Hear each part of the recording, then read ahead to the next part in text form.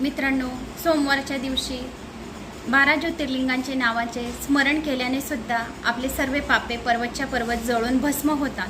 तर आपल्याला 12 ज्योतिर्लिंगांचे नावं झोपण्याच्या अगोदर बी आपण श्रवण केले तरी पण झोप छान येते. आणि शिवलिंगाला आपल्या जर हे माथं पण आपण लावलं तरी पण आपल्या ज्या लकीरा उलट्या असतील तर ते सिधे होऊन जातात. एवढं शिवलिंगामध्ये एवढी ताकद आहे, पावर आहे. तर आता आपण 12 ज्योतिर्लिंगांच्या नामाची स्मरण करूया.